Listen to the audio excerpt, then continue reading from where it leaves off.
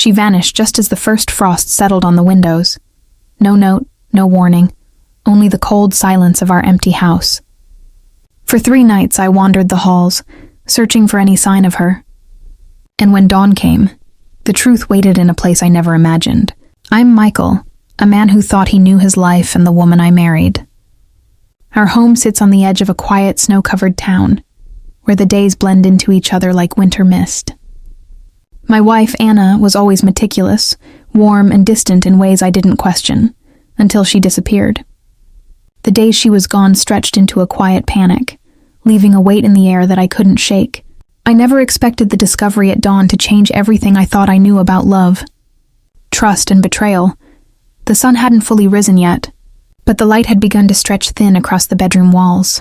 I could see the frost crawling along the window panes, delicate as lace, glinting like tiny shards. The bed felt colder than usual.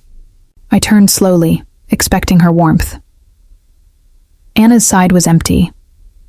The coffee she always made in the morning sat untouched on the counter, steam curling in lazy spirals that quickly vanished. The smell wasn't there, just the faint lingering scent of last night's candle smoke, and something else I couldn't place. I pressed my hand against the cool sheet where she usually lay. Nothing. I dressed quietly, the wooden floor creaking under my weight, as if it remembered the nights we'd tiptoe around each other. I called her name softly at first, just in case she was still sleeping somewhere in the house. No answer. The house itself seemed to hold its breath. I moved from room to room. The kitchen table was set for one. A mug with a lipstick stain stared back at me. Her scarf was draped over the coat rack by the door, not neatly folded, like she'd meant to leave in a hurry. A half-packed bag leaned against the hall closet, flaps open, clothes slightly jumbled. Nothing else had been touched. I stepped outside. The chill of the morning hit me immediately, sharp and damp. My breath came out in white clouds. I walked down the street, shoes crunching in frost, calling her name.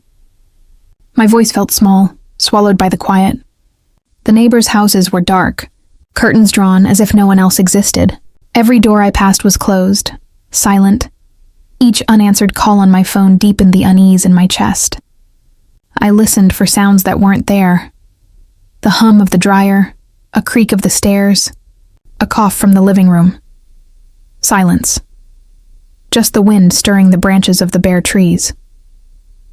I returned home after walking the block twice, thinking maybe she had gone for a walk and hadn't returned. The scarf at the door still fluttered slightly in the breeze from the cracked window. The half-packed bag seemed to lean a little more now, heavier with possibility. I sat on the edge of the bed, hands pressed to my face, and tried to remember the last time I'd seen her. It had been ordinary, like any other morning. She had smiled, kissed me lightly on the cheek, joked about the weather.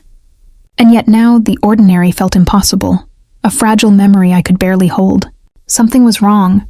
Something had shifted while I slept. I started noticing little things.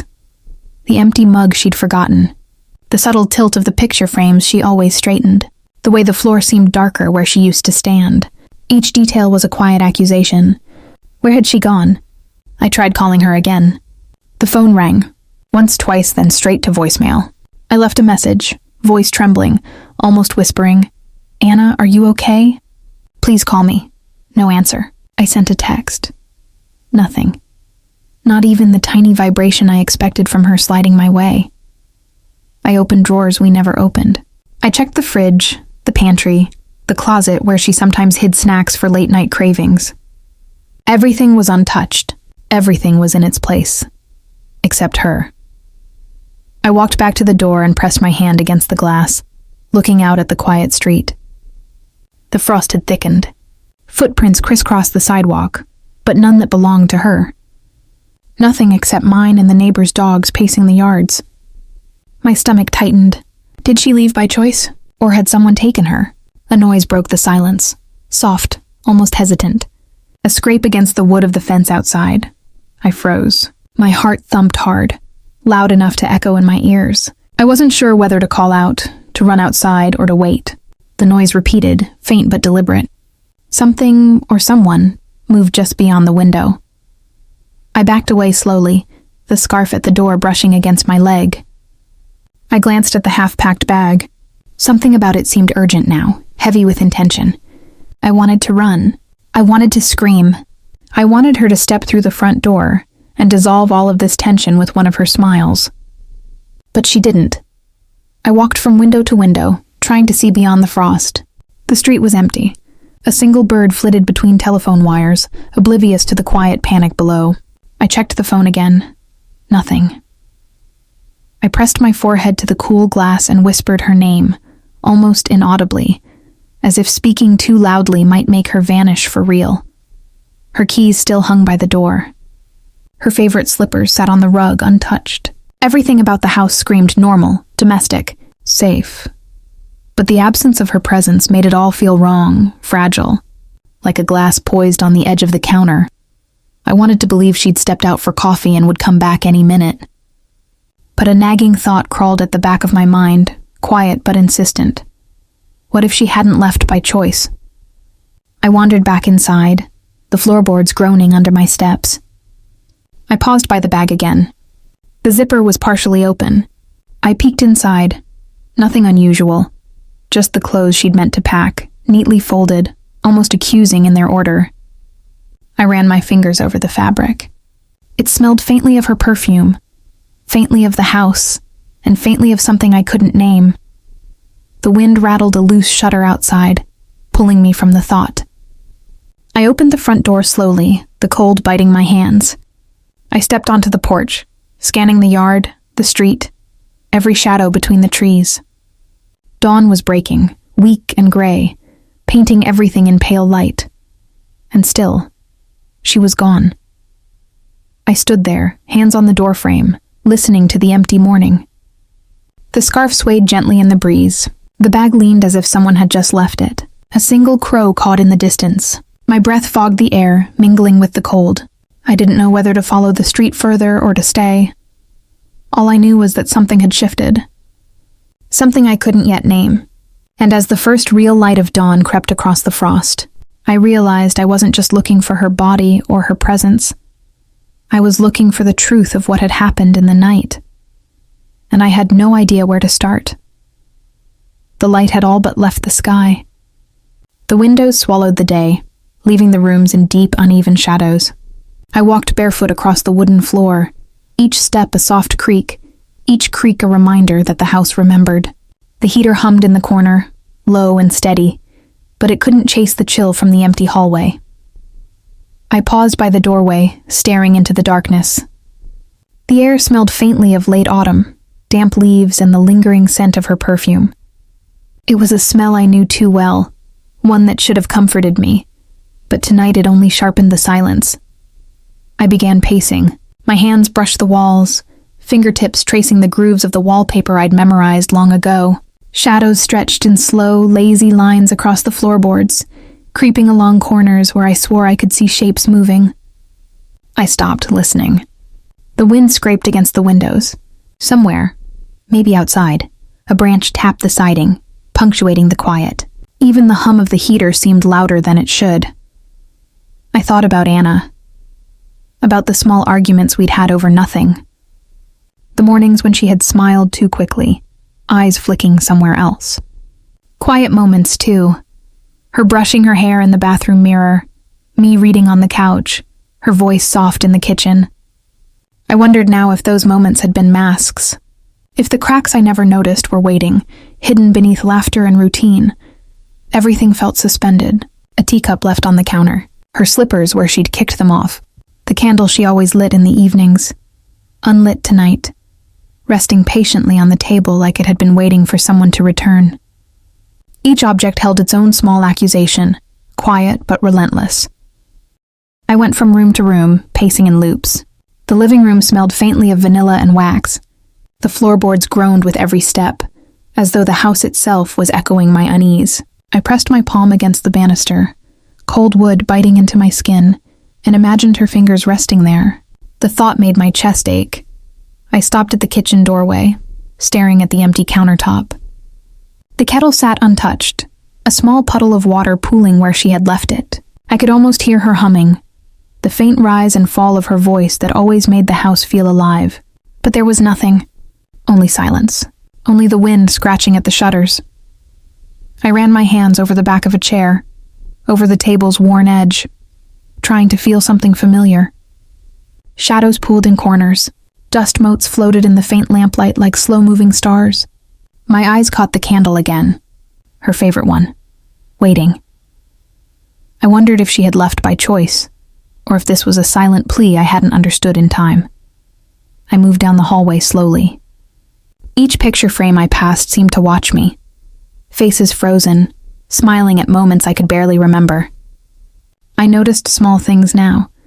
The tilt of a frame she always straightened, a book slightly out of place on the shelf, the curtain brushing the floor where it shouldn't. The details weren't just details anymore. They were signs, clues, evidence of an absence too deliberate to be random.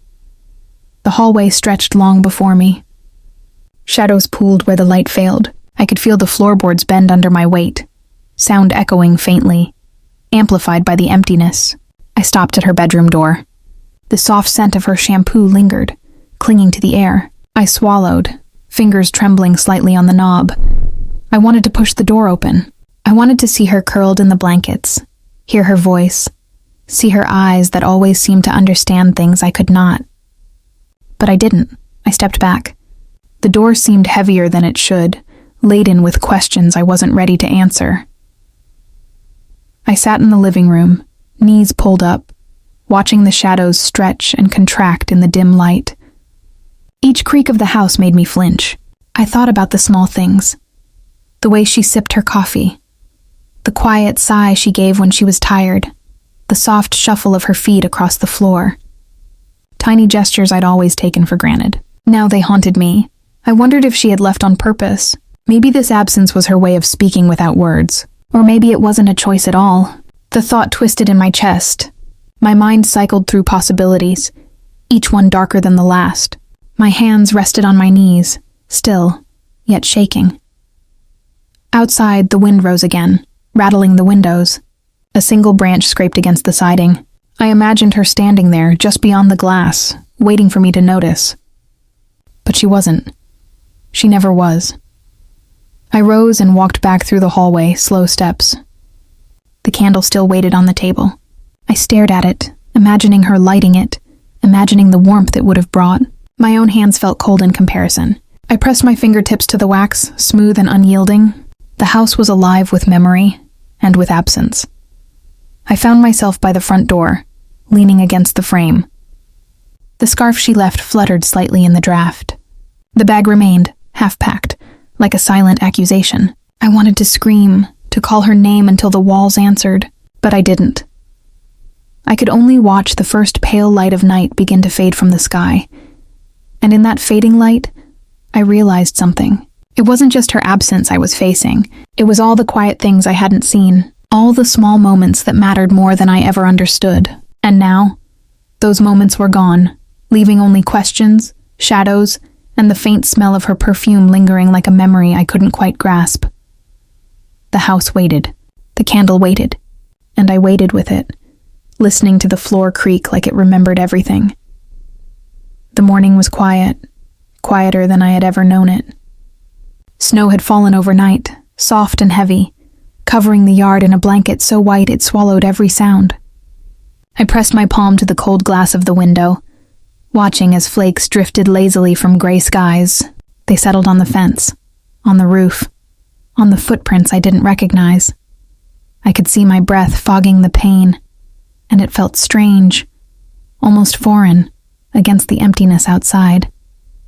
No footprints led from the house, no tracks toward the street. Only the untouched white, only silence. I wrapped my hands around a mug, hot and shaky, and leaned closer to the window. The world seemed paused, frozen under the snow. Even the distant trees, their bare branches brittle, appeared to hold their breath. I called her name softly at first, then a little louder, testing the quiet, hoping for a laugh, a hum, a reply. Nothing. I began retracing the paths she usually took. The market first, the one with the small bakery at the corner. I imagined her reaching for the cinnamon rolls she liked, her scarf fluttering around her neck. I pushed open the door, letting the cold rush in and wrap around me. The shop was quiet, but the clerk looked up, polite and empty. "No one's come in yet this morning," he said. His voice didn't carry warmth, only a distant concern I couldn't place. I moved on to the cafe she always frequented. Steam rose from the chimneys, mingling with the smell of roasted beans, but she wasn't there. I asked the barista, and she shook her head. "No," she said softly, "not since yesterday." I nodded and didn't ask any more questions. Her absence was enough. It hung in the room, thick and heavy. The old barn at the edge of the field was next. Snow had piled high against the walls, and the path was hard to find. My boots sank into the powder, leaving prints that quickly filled with fresh snow, erasing themselves like they had never been. I pushed the door open, the hinges groaning. Inside, hay dust floated in the pale light filtering through the cracks. Nothing had moved here. Nothing had changed. I ran my fingers along the rough wood, expecting, hoping for a trace, a sign. But there was none. Memories of her laughter echoed in my head as I stood in the barn, soft and fleeting. I could see her spinning in the kitchen, hair flying, eyes bright, telling me some small, inconsequential joke that made me smile even now. I closed my eyes, wishing it had been yesterday, wishing that sound hadn't faded with the snow. I started to feel time slipping through my fingers, silent and invisible. The snow outside piled higher, pressing against the windows, muffling even the wind. I could have been out there forever, searching, and still, she might not appear. How could someone vanish without leaving a trace? How could the earth swallow her footprints even in the soft snow? I walked the streets again, boots crunching softly, scanning fences, cars, every shadowed corner. I imagined her walking, brisk and purposeful, scarf tucked tight, cheeks red from the cold. I followed the path she might have taken. A dog barked somewhere far away, echoing across the empty yards. My heart skipped. I called her name again, soft and trembling, hoping she'd hear me, or that someone might tell me where she went. Silence answered back, heavy and absolute. I stopped by the park, where she sometimes fed the birds. Snow covered the benches, the ground, the pond. Even the footprints she had left yesterday were erased. I pressed my palm into the icy railing, thinking of her leaning on it, smiling at some small private thought. And now nothing, only snow, only absence. The cold seeped through my jacket, but I barely noticed. My fingers tingled. My lips were numb, but I didn't move. I couldn't move. The world felt paused, brittle as the ice forming at the edges of the pond, and I realized that every step I took, every path I retraced, was disappearing as soon as I left it. The snow erased itself faster than I could follow, and with it, the hope of finding her. I returned home, boots wet, jacket dusted with frost. The house seemed darker now, heavier, like it had been holding its breath for 3 days straight. I pressed my hand against the glass again, the cold biting into my skin, tracing the frozen patterns like they were a map I didn't understand. I imagined her walking past, hair tucked under her scarf, small gloves on her hands, glancing at the window as if to check on me. But the reflection staring back was only mine. Inside, the kettle hadn't boiled. The candle she loved still sat unlit on the table, its wax cold and patient. I could almost hear her voice in the room, soft and lilting, calling me to breakfast or making some trivial joke. Instead, there was only the whisper of the wind, brushing against the house, carrying the scent of snow and something I couldn't name. I wondered if she had planned this absence. If she had left intentionally, slipping away in the night while I slept, or if something had taken her, something quiet, leaving no sound, no trace, no warning. The thought made my chest tighten, a slow, gnawing ache that spread to my shoulders and jaw. I moved to the bedroom window, tracing the frost along the edges. I could see the field in the distance, gray and white, stretching into nothing. The barn stood there, silent, unmoved. The streets were empty, tracks erased by the snowfall. Even the dog barking in the distance had stopped. Everything was frozen, suspended, like the world itself had forgotten her. I rested my forehead against the glass, letting the cold seep into my skin. I whispered her name almost silently. Anna. My voice was fragile, carried away by the wind, lost in the snow. No answer came. The snow continued to fall, thicker now, blurring edges, softening the world. I could almost imagine her there, somewhere in it, moving just out of sight, watching, waiting. But I didn't know if that was hope or hallucination. All I knew was that the soft white had swallowed her footprints, swallowed the paths she might have taken, and left me with a quiet, endless question. How do you find someone who the world itself refuses to show you? And I didn't have an answer. The bedroom was dim, sunlight barely reaching through the drawn curtains. Dust motes floated lazily in the air, disturbed only when I moved. I knelt on the floor, sifting through a pile of papers she had left behind, the edges crisp and worn. In the corner, tucked beneath the stack, I saw it. An envelope, smaller than I expected, the handwriting unmistakably hers. It felt heavy in my hands even before I opened it. I traced the letters of my name with a fingertip, almost afraid to disturb them. The room held its breath. The floor creaked like it remembered her stepping across it, and I could almost hear her whisper, telling me something I wasn't ready to understand. I opened the envelope slowly. The paper smelled faintly of her perfume, sweet and fleeting, and something else I couldn't place. The cold tang of fear, perhaps, or urgency. I unfolded it carefully, as if bending it too sharply might snap the fragile thread of her words. The handwriting was hers. The familiar curl of the letters, the small dotting of the eyes, the long, trailing loops at the end of sentences. But the words themselves were different.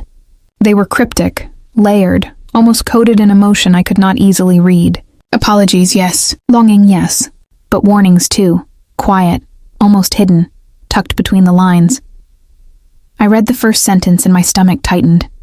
Then the next. Every line seemed to twist my understanding of her, of us, of the life we had built.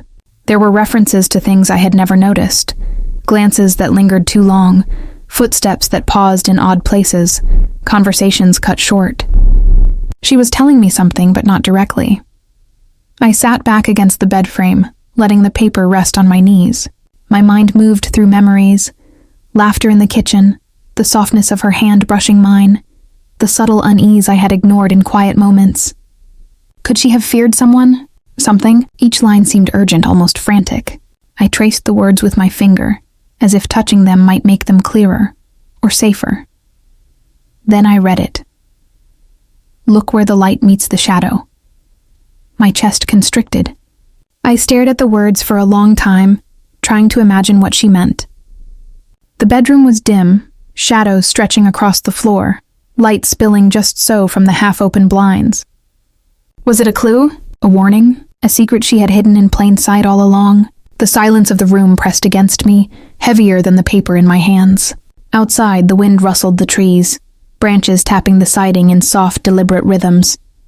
I pressed the letter to my chest, feeling the ridges of the penmanship, the subtle tremor of her hand as she wrote. My fingers trembled too. I rose and moved to the window, letter in hand. I pressed my forehead to the cool glass, staring at the yard beyond, covered now in snow from the night before. The world seemed paused, suspended, as if waiting for me to understand. The footprints from the previous days had vanished beneath the white, leaving no trail, no hint. The letter felt like a bridge between her and me, a bridge I didn't know how to cross. Every detail in the room caught my attention. The unlit candle on the table, the scarf left carelessly over the chair, the blanket draped over the bed. Each object seemed to hum with memory, waiting for recognition.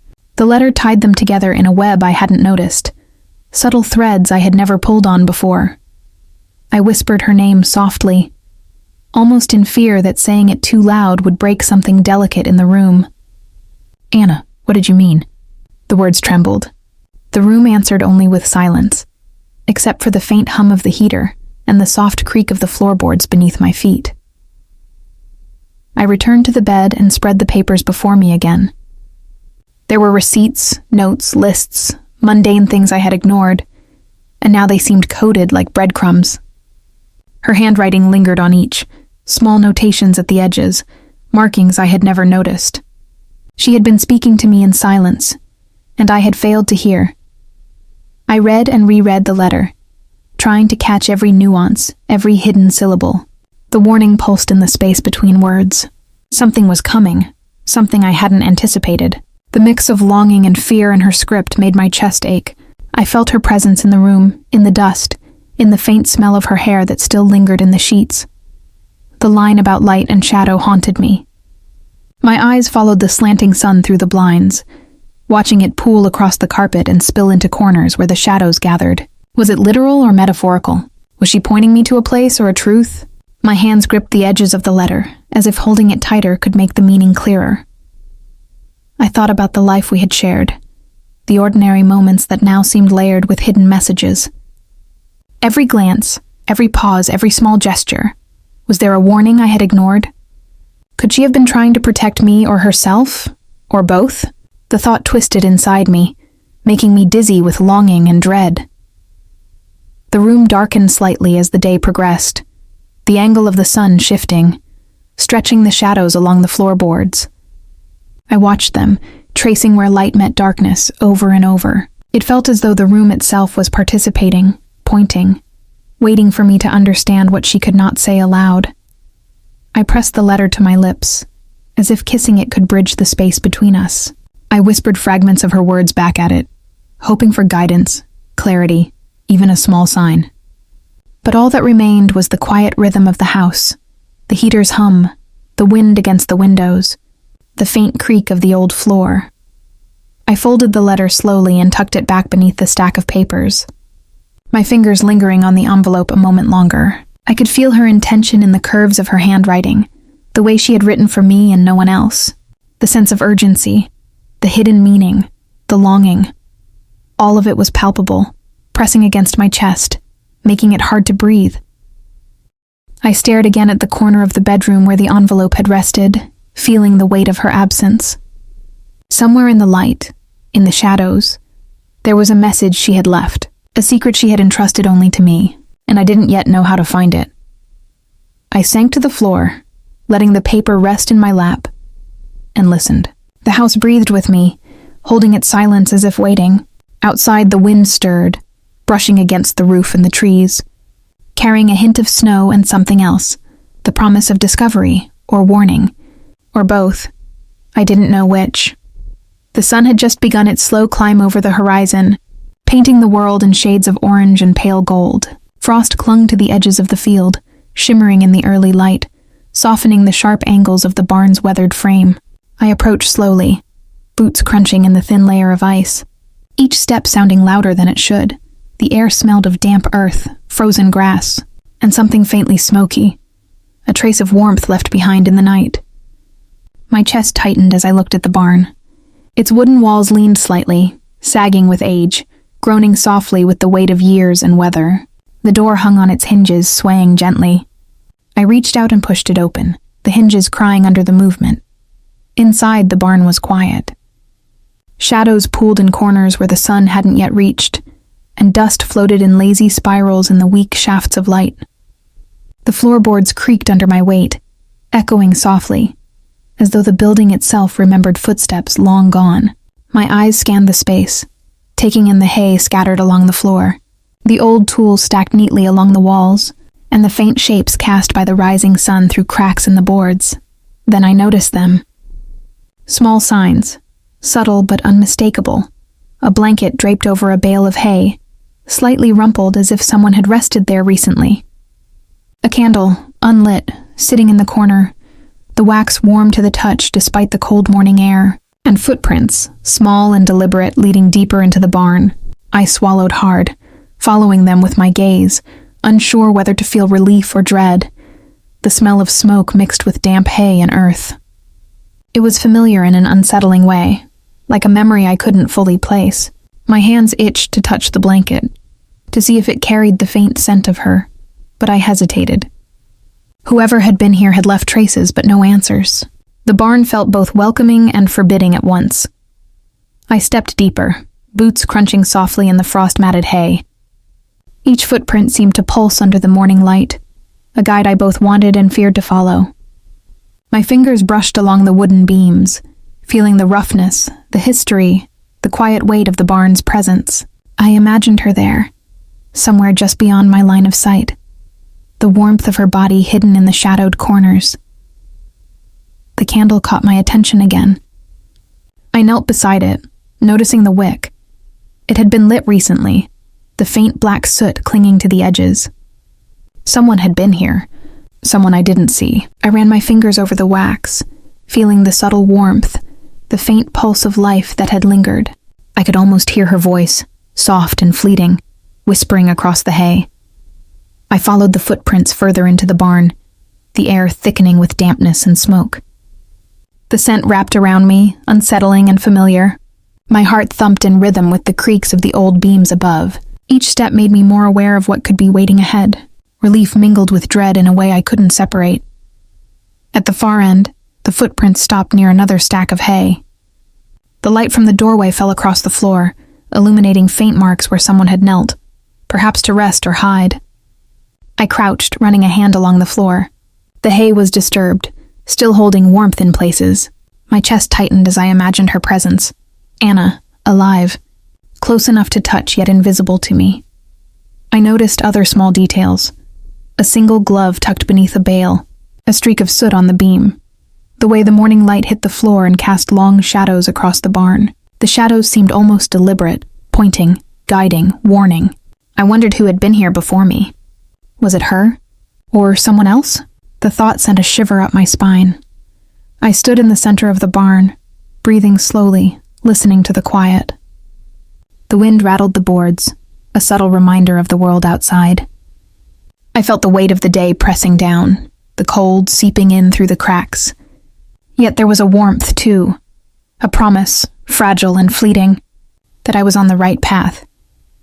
I moved to the blanket, brushing it gently with my fingers. It smelled faintly of smoke, earth, and something else. Perhaps her shampoo, her perfume, the trace of a night spent hiding, waiting. I pressed my nose lightly against it, letting the scent wash over me. The barn seemed to respond, groaning under the roof, shifting slightly with the breeze. It was alive, and somehow aware of what I was looking for. The footprints beckoned me again, leading toward the back where the light met the darkness in a corner barely touched by the sun. I stepped cautiously, boots sinking slightly into the cold, damp hay. Each creak, each snap of twigs and straw beneath me seemed amplified, as though the barn were holding its breath. I wondered what I would find, Anna, or something else entirely. I crouched to examine the corner, noticing the faint indentation of a chair, or perhaps a crate, partially hidden by shadows. The air smelled warmer here, the faint smoke tang still lingering. I could almost feel the tension, a quiet pulse that hadn't been there moments before. Was she waiting for me, or had she left, leaving only traces and riddles? I pressed my hand to the wall, feeling the grain of the wood beneath my fingers. Light from the rising sun fell in streaks through cracks, illuminating motes of dust and the edges of footprints. "Look where the light meets the shadow," her words echoed in my mind. My eyes followed the line between illumination and darkness. Was this where she had been hiding? Or was it a warning? I sat down slowly on the hay, letter still in my pocket, letting the barn surround me. The air smelled of earth, smoke, and the faintest trace of something personal, human. The morning was quiet, but heavy with the promise of revelation. My heartbeat thudded softly, echoing in rhythm with the groans of the old beams overhead. I could feel her presence in the space, though I could not see her. Relief and dread mingled, a thin thread of hope twisted with fear. Someone had been here before me.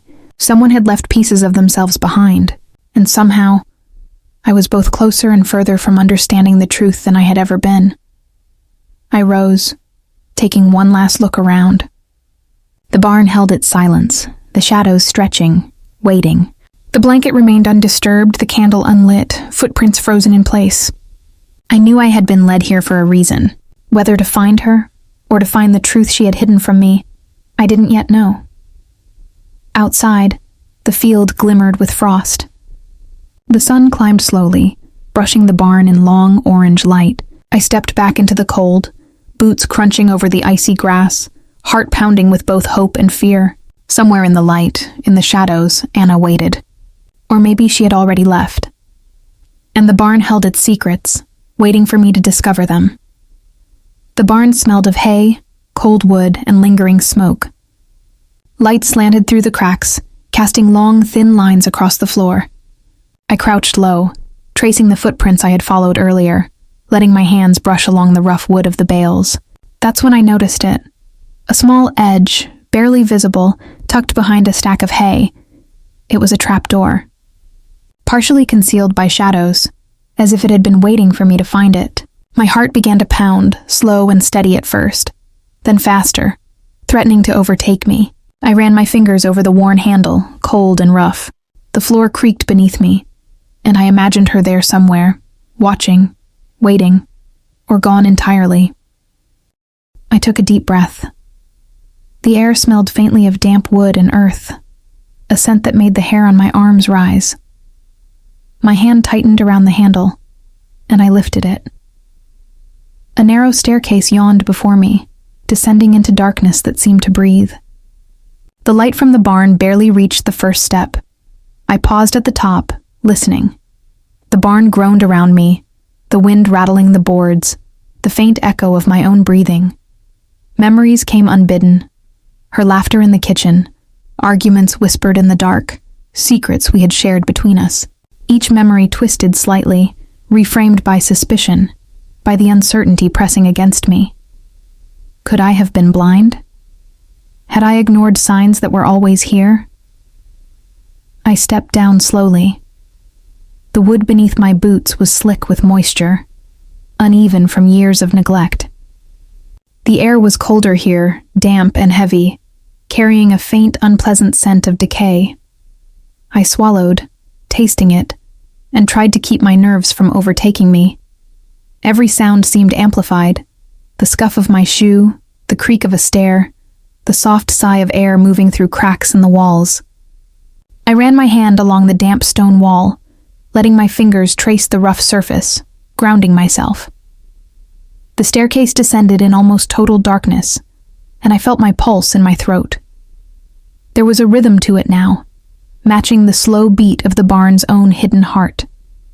The light from above receded, leaving me in a dim glow from a small lantern resting on the floor at the bottom.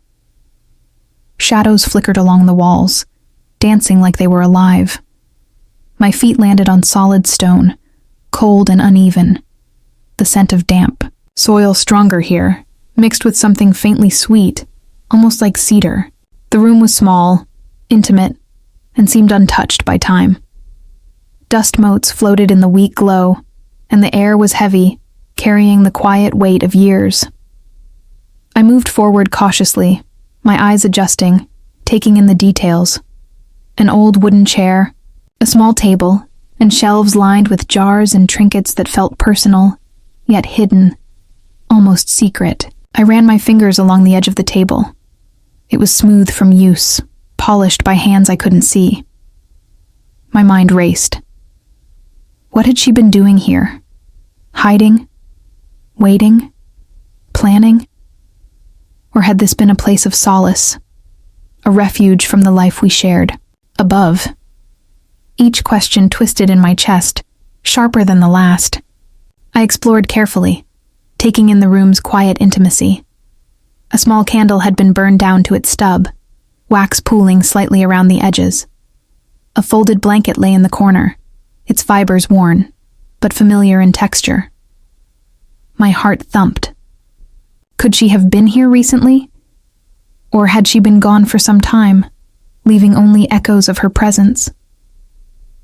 I noticed a scrap of paper, yellowed at the edges, pinned under a small stone on the table. My hands trembled as I lifted it. The handwriting was hers, delicate, flowing, intimate. And yet, there was a tension in the curves of the letters. I traced them with my fingertip, feeling a connection to her even across distance and silence. The words were simple, yet strange. Fragments of thought, reminders, small confessions, and warnings.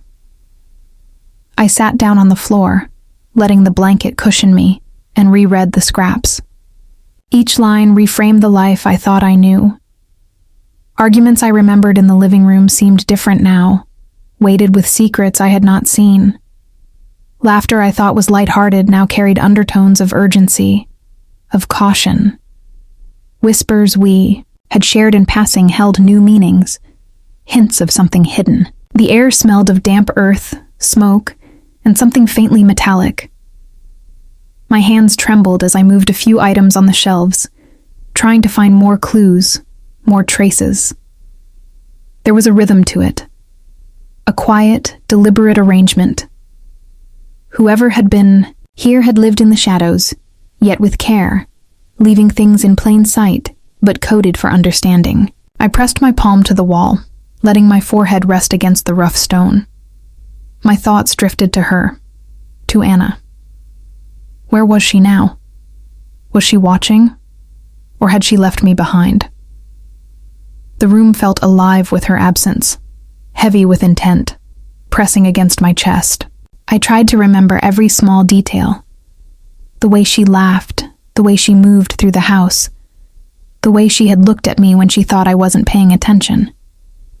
Each memory twisted again, sharper than before. I stood slowly, careful not to disturb the stillness. The staircase above yawned like an open throat, light spilling faintly from the barn above. I realized I had descended into not just a hidden room, but a hidden understanding. One that might change everything I thought I knew about her, about us. I ran my hand along the wall one last time before turning toward the staircase.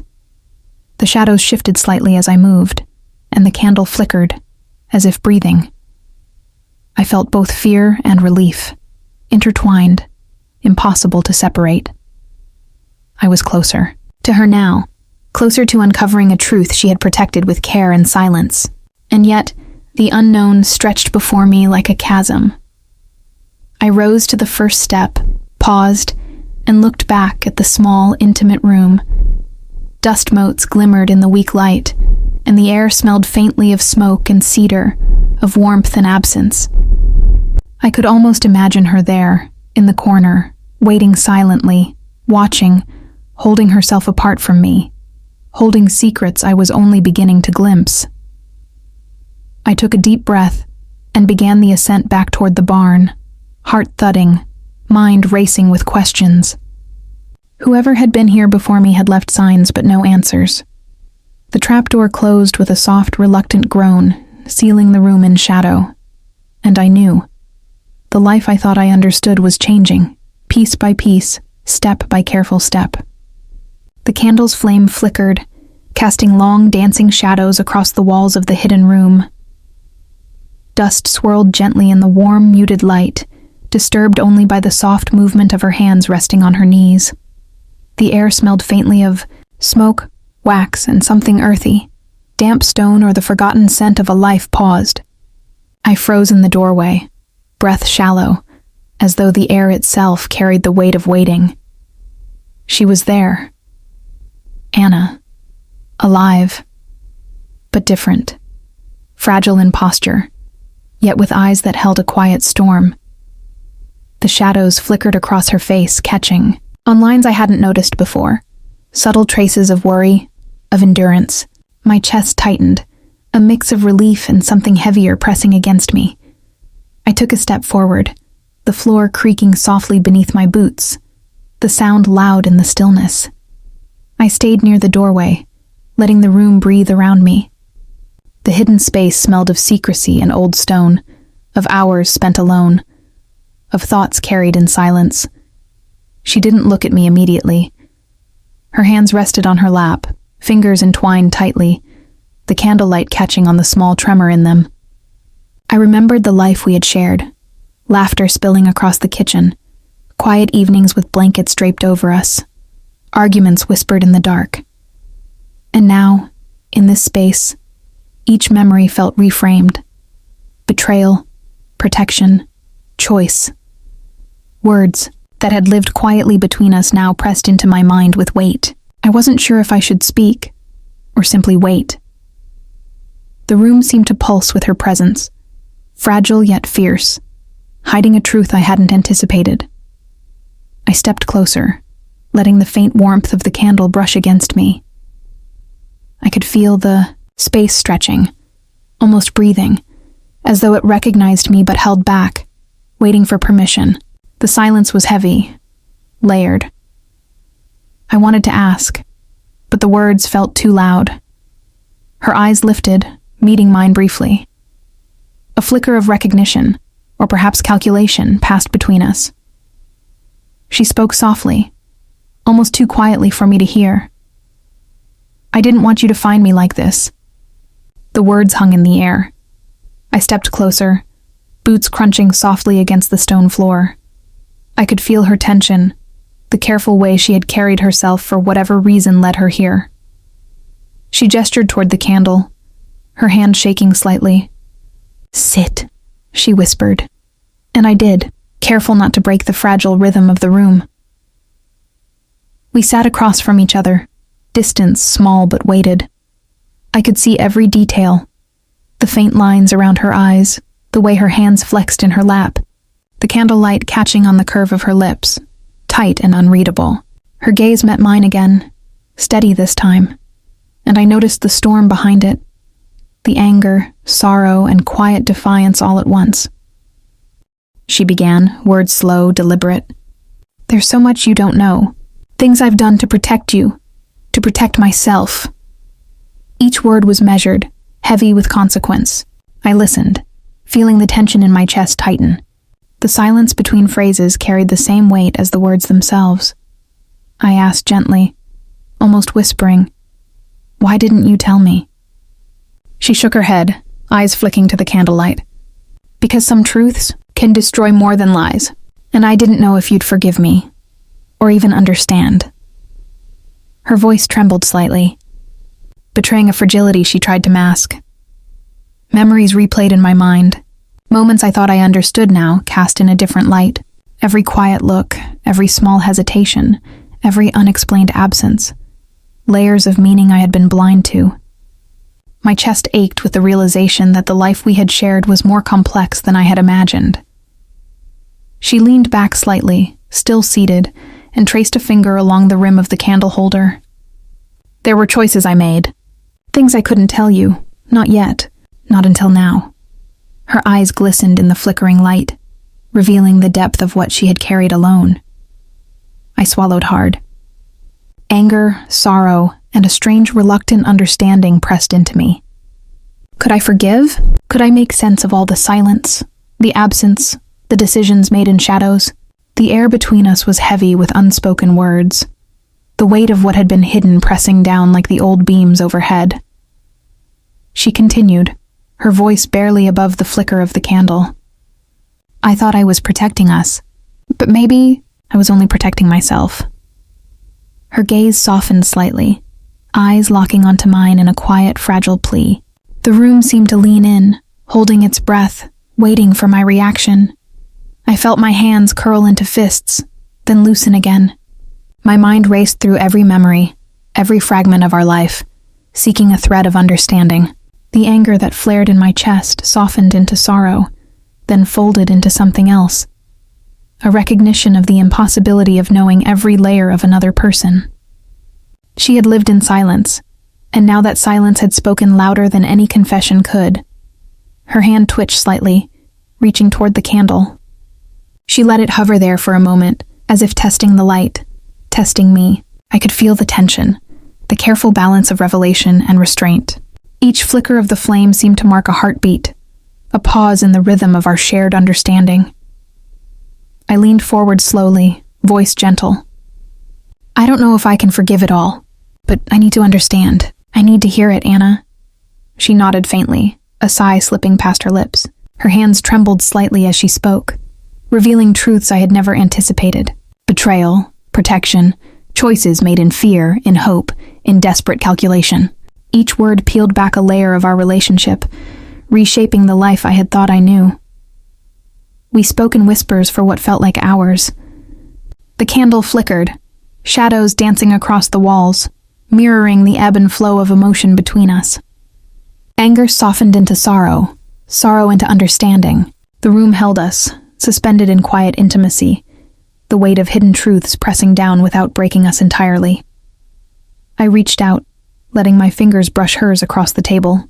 No words were spoken, but the gesture carried more than any conversation could. A fragile acknowledgement of pain, of resilience, of the complex truth of who we were and who we might still be. When I finally rose, The candlelight flickered against the walls, long shadows stretching across the floor. The room seemed quieter but heavier, alive with the memory of our conversation. I looked at her one last time, fragile, fierce, and impossibly human. The storm in her eyes had calmed, though the undertow remained. I stepped toward the trap door, the weight of what I had learned pressing into my chest. Outside, the barn waited, bright with morning light, the frost catching the first rays of sun. I paused at the top of the stairs, glancing back at her, the candle flame reflecting the quiet depth of what we had shared. And I realized, forgiveness might not come easily, understanding might take time. But the silence that had haunted us was now a bridge, fragile, flickering, and real, leading me closer to the truth I had longed to find. The snow outside glowed softly, pale and unbroken, stretching across the yard like a silent promise. Frost clung to the edges of the window panes, glittering in the first rays of dawn. Inside the hidden room, the candle had burned low, casting long, hesitant shadows that clung to the corners. I sat across from her, Anna, and for the first time in days, the room felt exposed, intimate in a way that was almost unbearable. The air smelled faintly of wax and damp earth, mingling with something warmer, the faint trace of her perfume, a ghost of familiarity. My hands rested on my knees, still trembling, and I noticed the small details I had missed before. A folded scarf, a pressed flower, a scribbled note tucked under a stone. Each spoke silently of her presence, of a life lived quietly, deliberately, and now revealed. I exhaled slowly, letting the tension settle in my shoulders.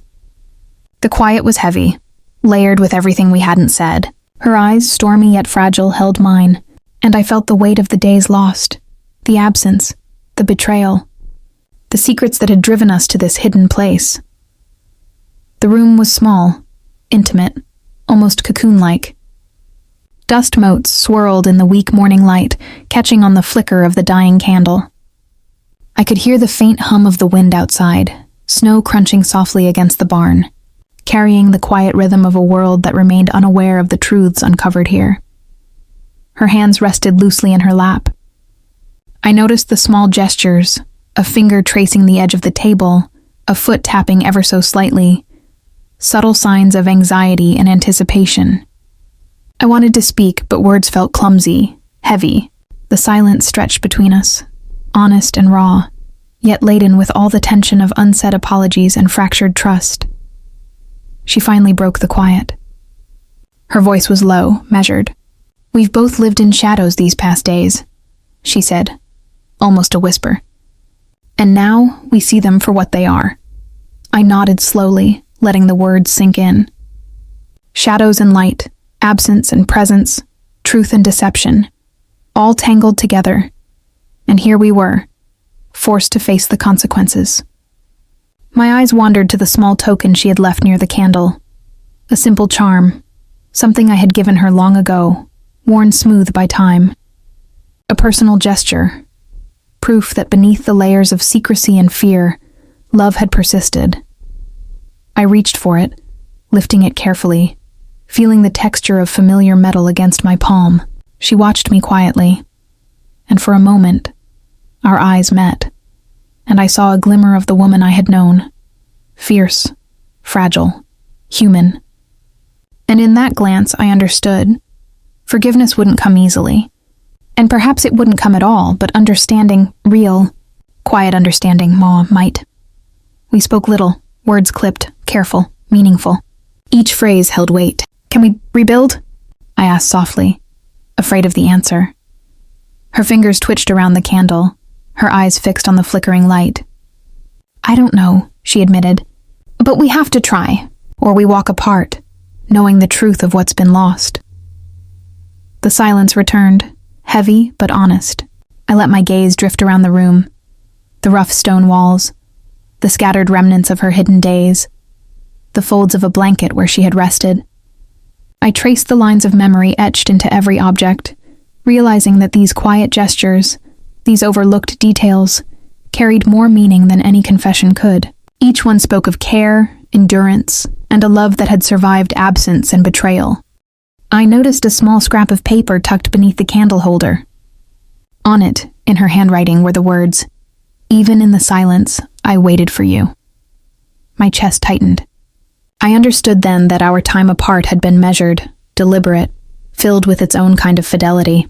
The snow outside glimmered like unbroken glass, a reminder that the world remained untouched, yet we were forever changed. We both leaned back, letting the quiet wash over us. I could hear the faint hum of the barn settling with the morning light, and I imagined the snow muffling every sound outside, the world holding its breath for us alone. The tension ebbed slightly, replaced with the delicate possibility of reconciliation, or at least understanding. Her hand brushed against mine, tentative, almost accidental. I didn't move away. There was no need. That single touch held more than words ever could. Acknowledgement, apology, and a fragile bridge spanning the chasm of days lost. I rose slowly, the candlelight glancing across the walls, casting our shadows long and intertwined. Outside, the dawn grew stronger, the snow reflecting pale, hopeful light. I paused at the threshold, looking back at her, the hidden room, the candle now reduced to a stub of wax. She met my gaze, eyes steady yet wary, and I realized that nothing about our relationship would ever be the same. Yet perhaps it could endure, fragile as it might be. I stepped onto the stairs leading back to the barn. Each step creaked softly, echoing in the quiet, a reminder of the fragility of trust and the weight of choices made in the shadows. My hands brushed the stone wall, grounding myself in the moment, carrying the memory of what I had learned. Outside, the snow glittered untouched, the world oblivious to the quiet reckoning that had unfolded within the hidden room. The air was crisp, cold, yet felt lighter somehow, as if the act of truth-telling, however small, had shifted the balance. I breathed it in, letting the winter cold fill me, and turned my gaze to the horizon, uncertain, yet willing to face whatever came next. As I walked toward the open world, footsteps leaving temporary marks in the snow, I understood that love could endure quiet truths, betrayals and absence, but only if we chose to see them, and each other honestly. And perhaps for now that fragile acknowledgement was enough.